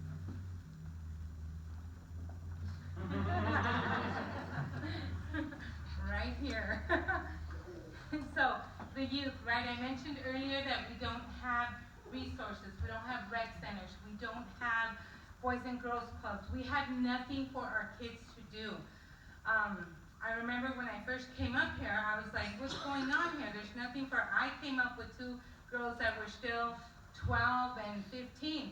And I said, there's nothing to do. They said, oh, we're the meth capital of the world. I'm like, are we supposed to be proud of that? That is not something to even, if we're claiming we're the meth capital, then we're not doing our job because we're not preventing that. So definitely bring pathways. So I mentioned earlier that not all our kids are going to colleges and universities, but we need pathways so that they could go on to trades and living wage jobs. So that's what I would do. Thank you. Thank you. I'd like to piggyback on the congressional question if I can. Being a combat veteran myself, we can't privatize the VA. I think that's what Tim was talking about. I'm sorry. I had to address that.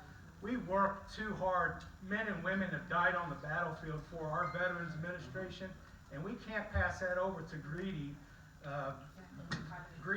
private enterprises. It's not the right thing to do for the veterans. And as far as what I would do, I would absolutely make our schools better for our kids. That's a necessity. I think that's what they deserve. That's what I would do.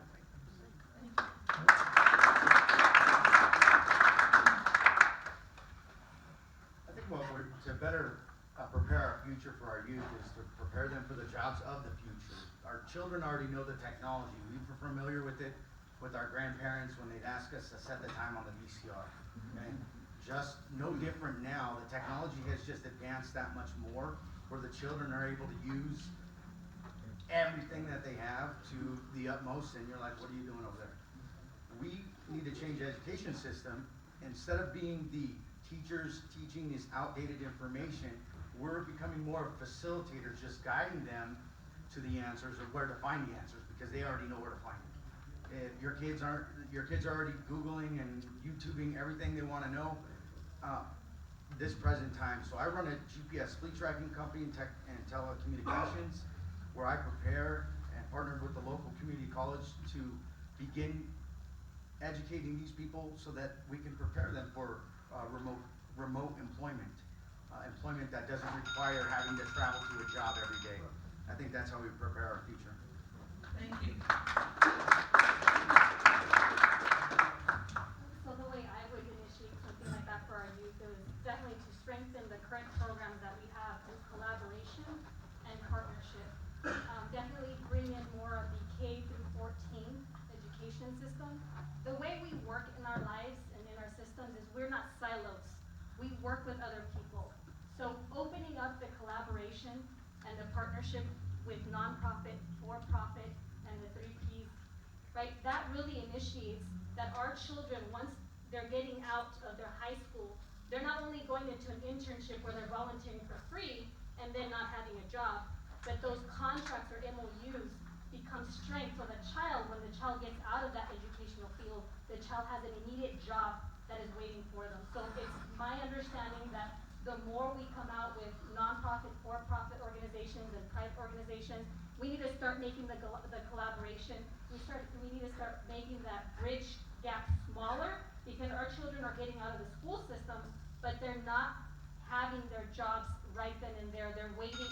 A lot of people are not. Our children are not having their jobs what they want. I'm not in my job situation where I want to be either. You know, I'm working on a DPA. Where is my job? There is none for me right now, right? So here I am trying to advocate for everybody else. Thank you.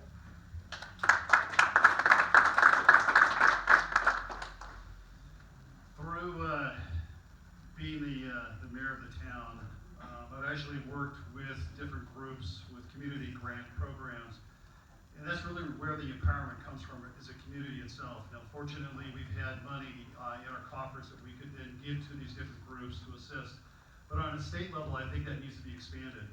The real power comes from the community, from groups like this, which they find out what the needs are in that particular community. I would hate to have Sacramento dictate what the program is for the high desert.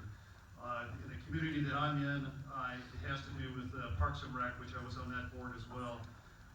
And during the wintertime, it's skiing programs, and in the summertime, it's biking programs. But that's really where the youth wanted to put their energies, and that's really where we put money, and I think the state needs to have money allocated as well towards programs like that. But it has to come from the community itself. Thank you. So the reason I got in this race in the first place is because I saw a continuing trend in our community where young people like myself go off to college. I went to college in DC, and then they never come back because they feel like there's nothing here for them. And that's the main problem that we have with youth in this community. I went to elementary school at Juniper Elementary in Hesperia. I went to middle school at Vanguard Preparatory in Apple Valley, and I graduated from Granite Hills High School in 2015. I'm distinctly qualified to talk about the issues that youth are facing here. One of them is that they're bored. We have one mall in Victorville. If you live in Apple Valley, you have to drive 30 minutes to do anything. We don't have enough parks in the high desert. We don't have enough after-school activities. We need more money. So much of this money is getting sunk into LAUSD in San Diego, but it's not coming to rural communities like ours. We need someone who will go up to Sacramento and is going to fight for that money that we deserve, because our kids deserve the same things that kids in LA and cities across California are getting to.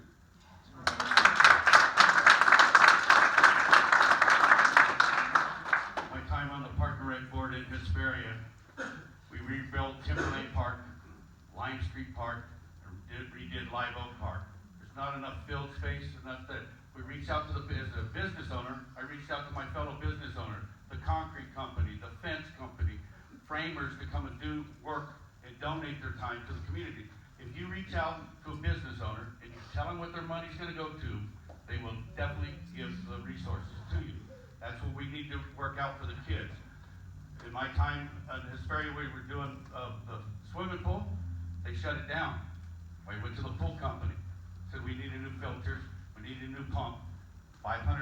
Will you donate that to us so we get the pool up and running? They said yes, we would. You give them a thank you. Most businesses, they get a big old plaque, another one they can hang on the wall. They just want a thank you and acknowledgement for what they've done, giving back to the community. But, one time we had Boys and Girls Club come into Hesperia. My time, so.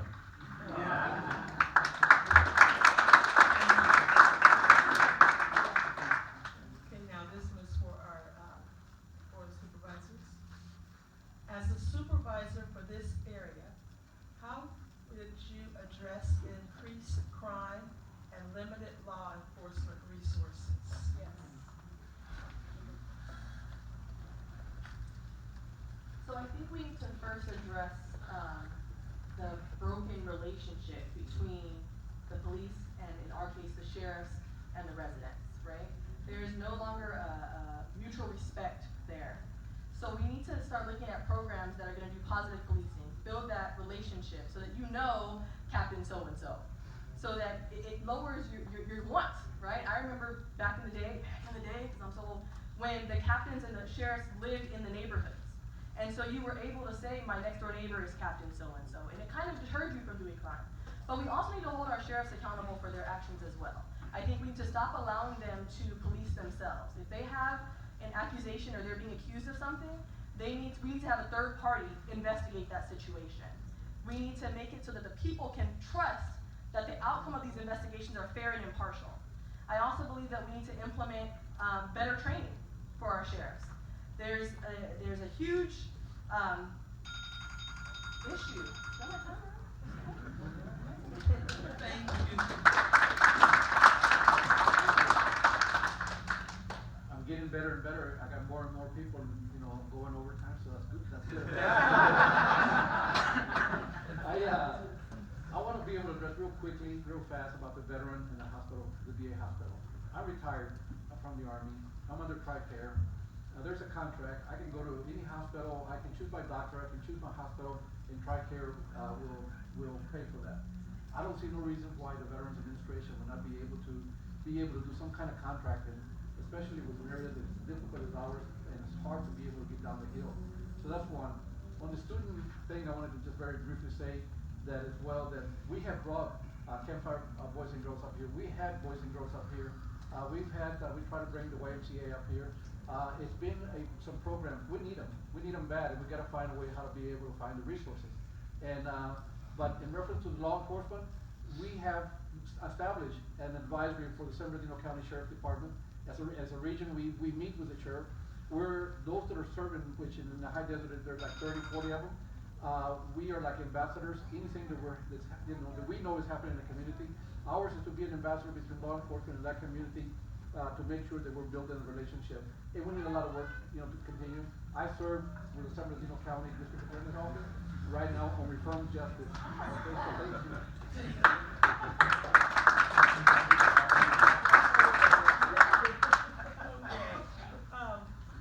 We hope that you've learned something from some of the responses that you've received from our candidates tonight.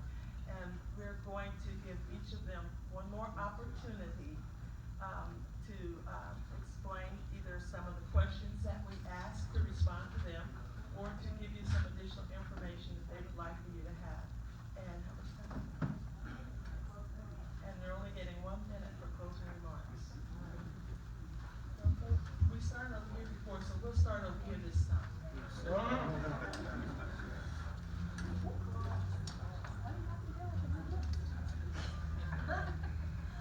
So I just want to address my 4 major issues that I want to tackle once I'm elected.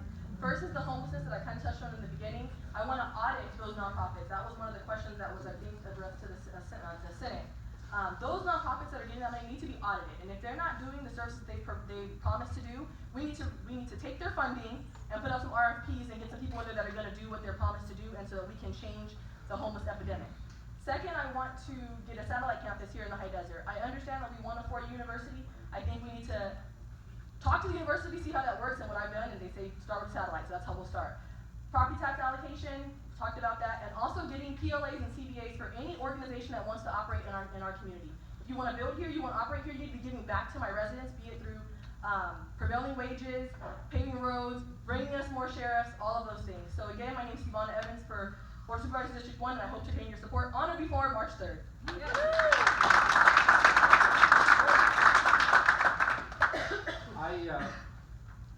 Homelessness for me is very close to my heart with veterans and anybody that's homeless. Youth, we got too many youth on the streets as well. So that's an issue for me.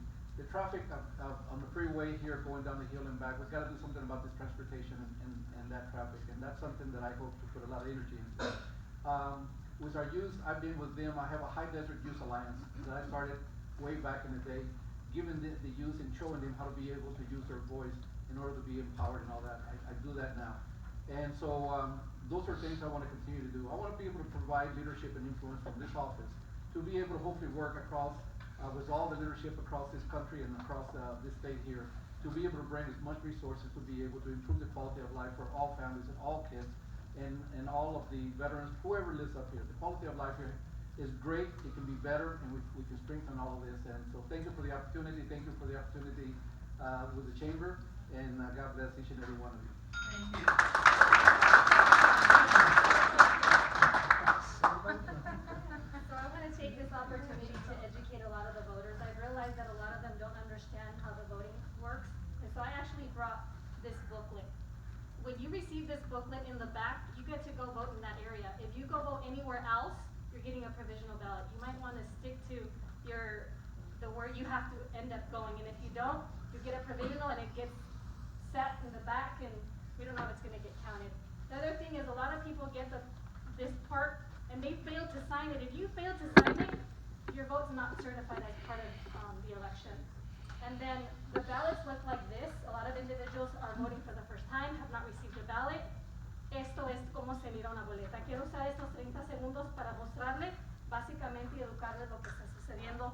Recibe algo así, está en español e inglés. Atrás está donde usted va a ir a votar. Vaya en esta dirección, no vaya a otro lugar porque le dan algo provisional. Y por último, esto si no lo firma, su voto no cuenta. Muchas personas no lo saben. Gracias. Thank you. To piggyback on the information Ms. Gomez was providing, tomorrow is actually the last day you can register to vote. So if you don't know if you're registered, you haven't registered, you have children that just turned 18 years old, very important, you can go to register to vote .ca.gov, or you can go to the San Bernardino County ROV website and register them. I will say that I will always advocate for the most disadvantaged. I think the most disadvantaged include our youth, the homeless, our seniors. I would like to introduce legislation that makes it or penalizes the scammers that we've been seeing more prevalent through the telecommunications industry. For example, you'll notice maybe you get a lot of phone calls and it looks like it is a 760 number, but yet when you answer the phone call, you realize it's some scammer or some entity trying to pretend that the IRS or a vacation rental. I've noticed some of the seniors in the community have been telling me that they've been scammed by these, and I will fight to protect you from those. Thank you. So again, my name is Socorro Cisneros, and I want to be your voice in Sacramento. We have many issues in the high desert. We don't have a trauma center. We have the population, but we don't have a trauma center. We have a trauma center in the mountains, but we don't have one here. They don't have enough beds in the hospitals that we do have to accommodate. God forbid something happen, a natural disaster, they don't have enough helicopters to medevac us out of here. We need resources, and we need these things because we pay enough taxes. There's no reason why we shouldn't have this, right? Except that we're not getting those resources. I want to quote Mark Twain, diapers and politicians should be changed often, and for the same reasons. Mark Twain.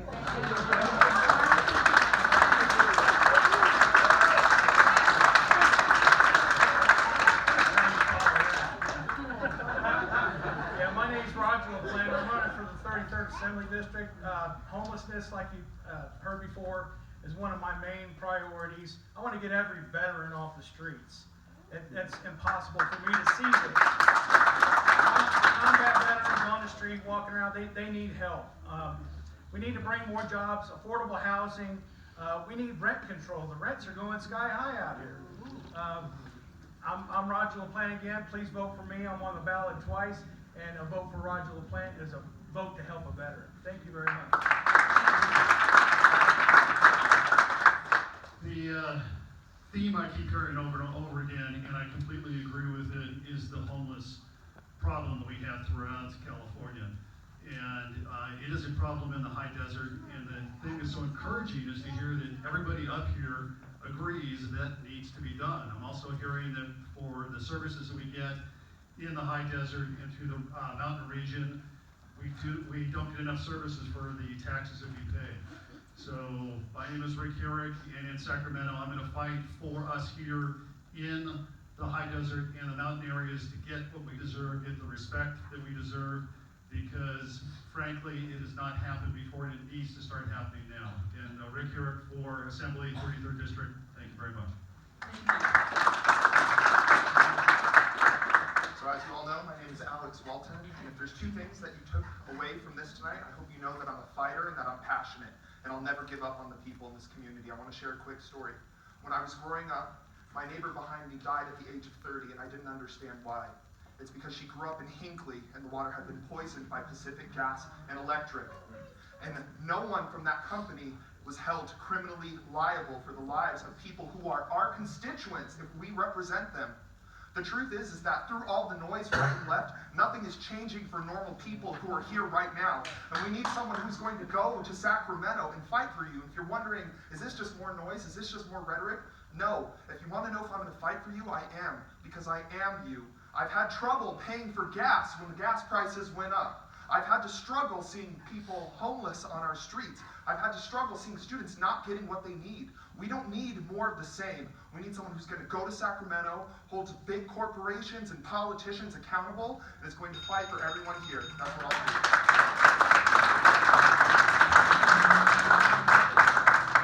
We're on the time limit. Remember Smitty, when you go to vote for the 33rd Assembly District, remember Smitty.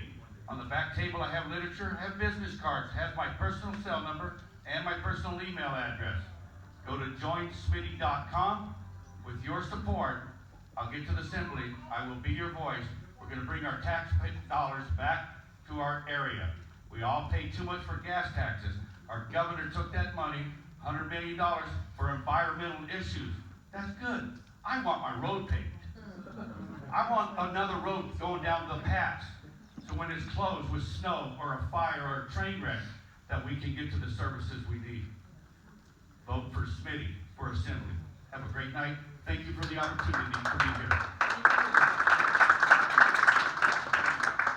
Yeah, I just want to take a moment and just say, I love the energy, especially the youthful energy that we've seen here tonight. You guys have put on a great event.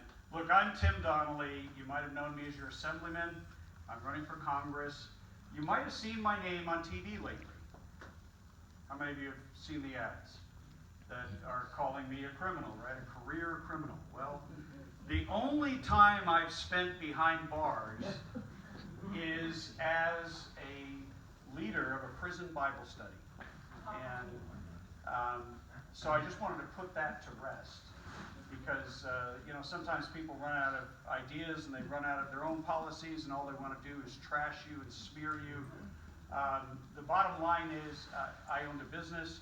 I've been in manufacturing for 25 years, 17 of which I own my own business. I want to see manufacturing up here.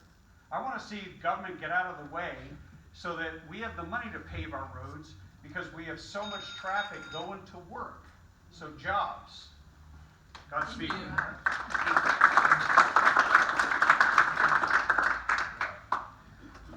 kind of like, I don't know what else I could say other than what I've already expressed. There's a concern. It's evident from the passion and the convictions of the people here. This is an important election. What's on trial really is democracy. And as a Democrat, which I know I'll talk about parties, as really an advocate for people without regard to their political affiliations, I can tell you that we need to step up and get our neighbors to step up. And whoever comes out of the scrum, I've used the argument that really the open primaries is like Australian football rules. It's a scrum. Whoever comes out of this scrum needs to be supported by each and every one of you if any of the issues they've spoken to are important to you.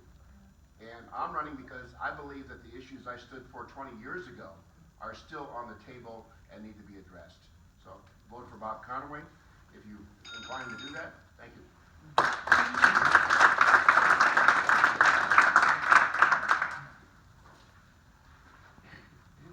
Thanks again, everyone, for an incredible evening. I'm Chris Bubser, and I'm running to represent all 720,000 people of this district. I'm the only mom who's running for this congressional seat. And, you know, if you send a mom to Congress, moms get stuff done. Who doesn't have a mom?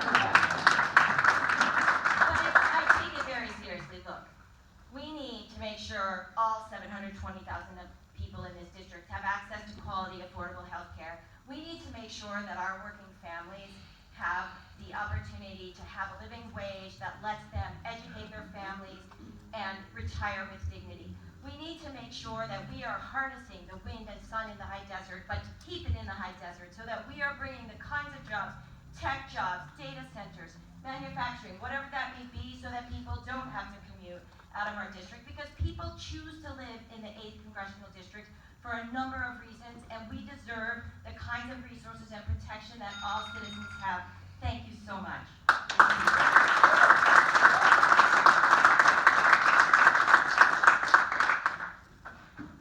Hi everyone, just as a reminder, if you forgot my name, it's Jeff Esmes, and I'd like to share my slogan with you, even though it sounds a bit cheesy. I mean it comes from my heart. My slogan is Esmes for everyone, and that's because I really do believe that working families have been left out of today's politics. If you don't believe me, just look at the federal tax rate for corporations and the California state gas tax. Working families are being squeezed, and that's why central to my campaign issue is an issue that's supported by a majority of Americans to unite us, but it's also an issue that's guaranteed in every other developed nation in this world, and that's guaranteed paid family leave for working families. I'm passionate about that issue because I had a kid young, and I think there's nothing more important than bonding with your baby as a child, because that's where their whole life gets shaped. And I think that's why we have such a bad homelessness epidemic, and we have such a poor mental health epidemic in this country, it's because we're not taking care of children when they're most greatly influenced, and that's the first 200 days of birth. Thank you so much.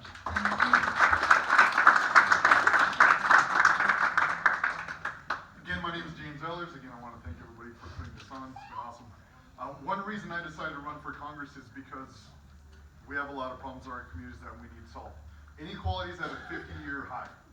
We have companies like Amazon that in 2018 they profited $11 billion, and guess how much they paid in taxes? Zero, right? So a lot of things we're talking about can be solved. And I know some people up here saying, well, low taxes, that's a benefit, right? Well, unfortunately, Tim, like our jobs are being stolen, right? But it's not being stolen by immigrants, it's being stolen by automation. So the time of trickle-down economics is dead. We need something that will make trickle-up economics. We need these companies that are taking up our resources and our jobs and our stores. Amazon's gonna close 30% of stores over the next 4 years. We need them to pay taxes, and we need that money to go back in our communities. Again, my name is James Ellers. On the ballot, I am last. They say the best for last. So vote for me on March 13th.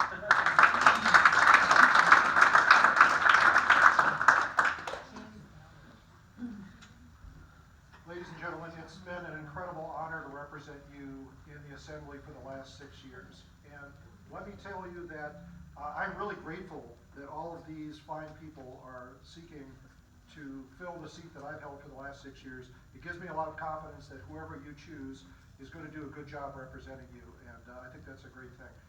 I want to talk about something that's been on my heart lately, and that's that I think we are at a level of divisiveness in this country that is greater than anything I've experienced in my lifetime.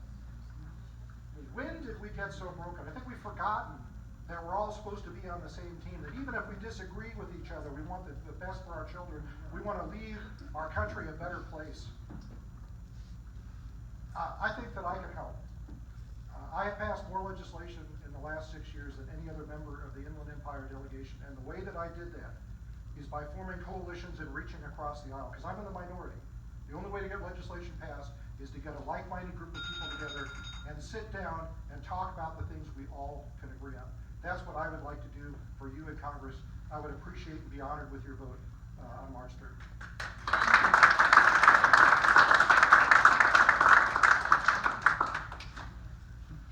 So you mentioned being disheartened. I was about to say that I'm so excited because we came together. I've seen a lot of your signs, but I hadn't had the pleasure of meeting some of you. Some of you aren't so shy with those signs. But I hadn't had the pleasure of meeting you. And tonight it looks like we could get together after this and create, some joint resolutions together.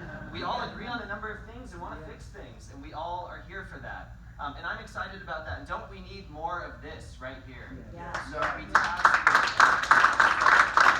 absolutely. Putting this together. One thing I want to mention that wasn't discussed tonight that I think is regrettable is climate change. And I just want to throw in here that climate change is an issue we have to address. I had a 14-year-old girl come up to me at an AV parade. She said, I hope you're talking about climate change, you're going to do something. Because by the time I get to run for office, it's already going to have been decided whether we survive this or not. And we can bring so many jobs to this district in a clean energy economy. We are competing with the world right now, and we're at the top in California. Bring those jobs here. We've got plenty of sun and wind. Chris, maybe you didn't mention climate change, but we can do it. Thank you all for your time. Kip for Senate.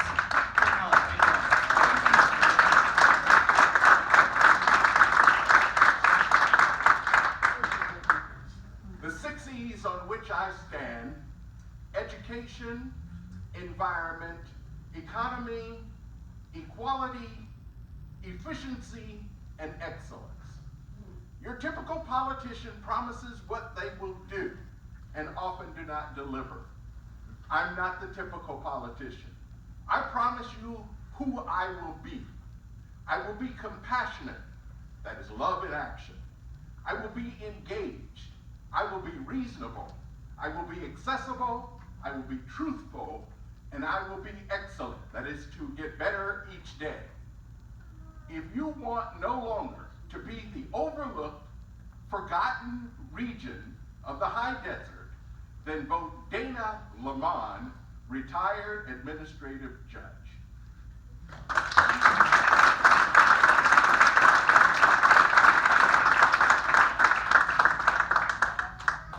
Okay. You see them all? Most of them. All right, my name is Rich Wallace. I want to thank so much everyone for coming. I want to thank all of our local representatives and politicians for getting out this afternoon, because you could be someplace else campaigning, passing out signs, and doing all kinds of things. But thank you for coming here this afternoon. I also want to let you know that this Southern California Black Chamber chapter here in Victorville meets the third Monday of every month right here. So please come back. Go to our website at blackchamberofcommerce.org. Consider being a member, being a part of the change that we're doing here in the Victorville area. So once again, thank you for coming out. You have some time. We still got some coffee left. You can do some networking. I think you're going to be around to take pictures, sign autographs. So when you get the picture now, I had a bunch of pictures of Barack Obama when he was before he became president. So and then I could use those later. So no one knew he wasn't president then. So anyway, network, get to know some people around you. Come back the third Monday of every month. We're right here at this hotel, and we've got a big expo coming in June. Look for some more information. Ms. Tamara here is our president, our local president. And Paul, thank you so much for all your effort that you put out here to help us out with this. We appreciate that. And anyone else that put in, I don't want to get in trouble by not calling everybody's name. So thanks again. Network, connect. Basil, thank you. You and your wife. Appreciate the flags. I'm going to need one of these. So, all right. This session is over. Thank you.